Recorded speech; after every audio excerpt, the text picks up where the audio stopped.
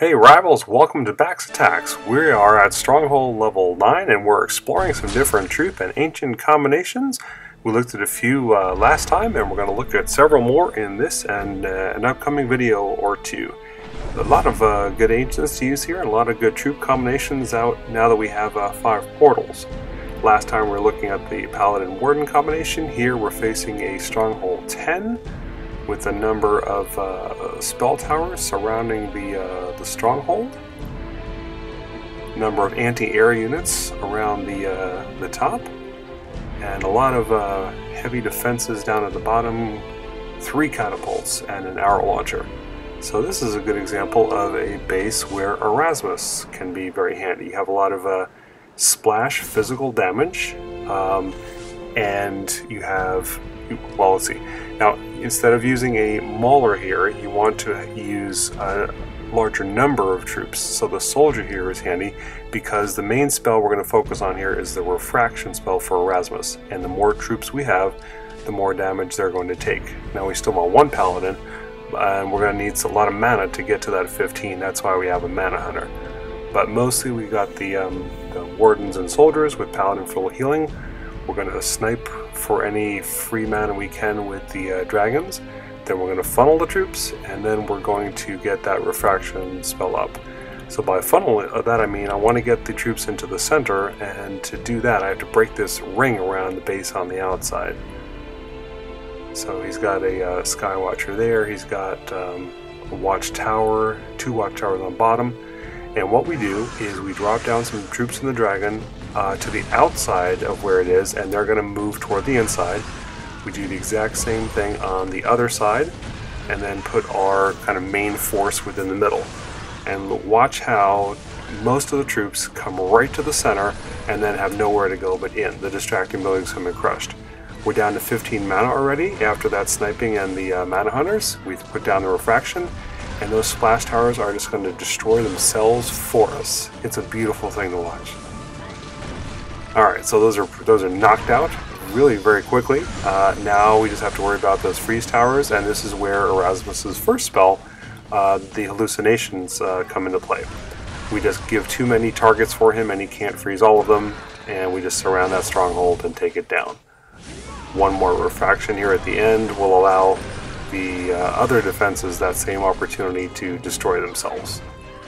So Erasmus is fun. Getting him that 15 mana is tough, but using a troop combination that works well with him and proper funneling of your troops will make him a very effective ancient for you. Alright, so that was a streak level 8. We get a relic chest from that.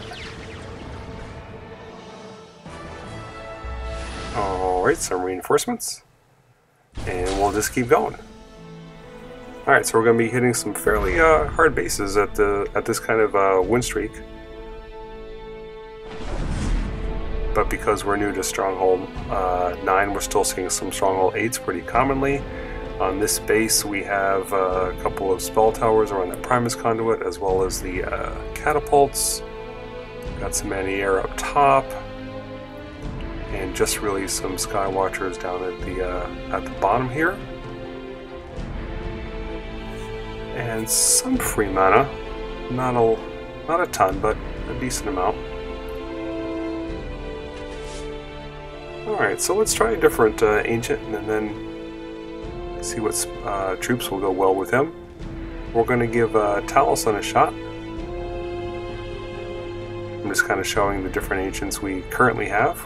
Pretty good selection here, and I don't know about you, but I find it really fun to try all the different ancients, and you know, I like to get mine up to level 6 or 11 or 16 and try as many out and see which ones I can get to work. Alright, so actually we'll just stick with the same units there.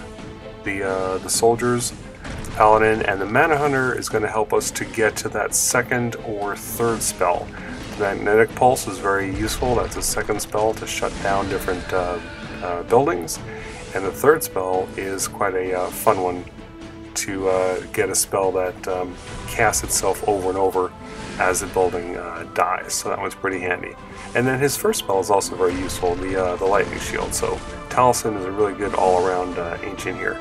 So we're just clipping out these outside buildings. This is both doing the funneling for us and getting the extra mana at the same time, so that's handy. And Taliesin, when used as a dragon, has a high DPS. He's really good at this sniping role. Alright, and that's good because he's done. Didn't really get him out of the way as I wanted to, but that's okay. Alright, we're going to drop all our troops in quickly as possible. We're going to hold off on the Mana Hunter until that Skywatcher is down, because that's a splash damage defense. We'll get some protection from the Lightning Shield, drop in the Mana Hunters, using another Lightning Shield to protect them versus those catapults, and pretty soon the Stronghold will go down, and now we're going to use that top spell and just watch the fun.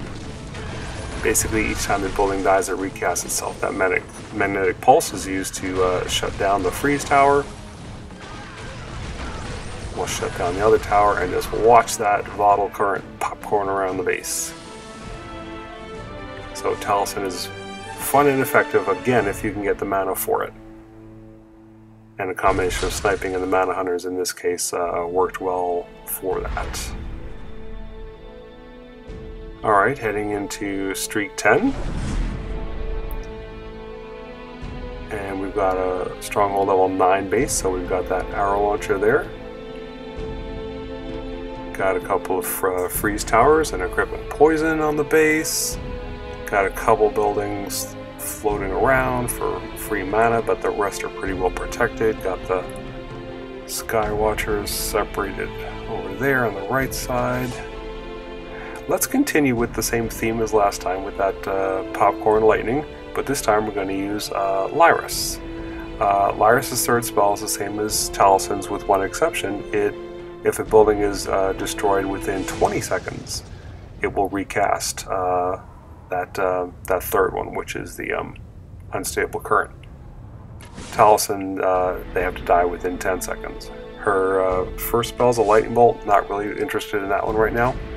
And the second one is Overload. So again, we need to get that 15 mana, we need to get into the base, so a Mauler and Soldier Tank will be helpful.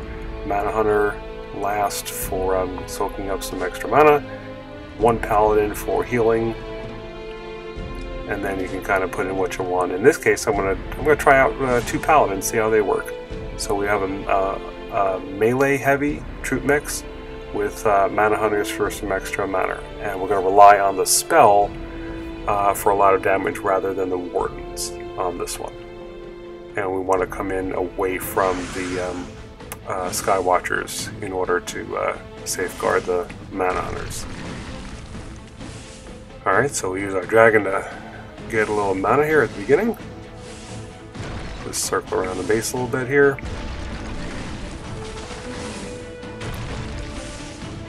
They're going to be taking up a lot of damage with the arrow launcher on the Primus Conduit. That's one reason why we have two Paladins and two other tanky units in there rather than the Wardens.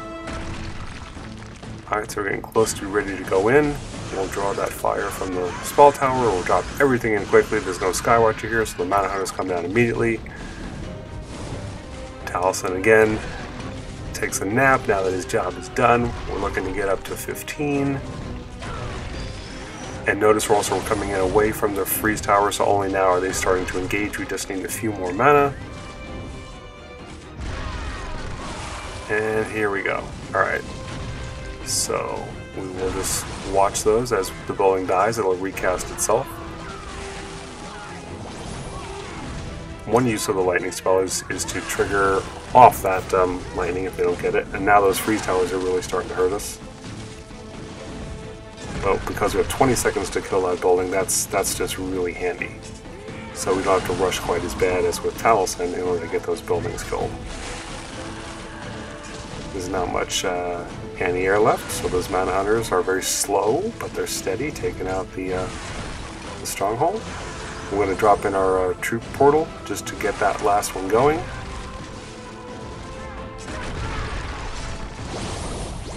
Alright, so that was a little bit closer than I thought. The freeze towers really kept us from killing off the buildings that were hit by the conductive lightning. And so bases with a lot of freeze towers don't necessarily work great with that, but in this case it worked out alright. So, hope you like that one. We'll have some more combos, and let me know what troop combos you'd like to see or which ones you like. Thanks for watching.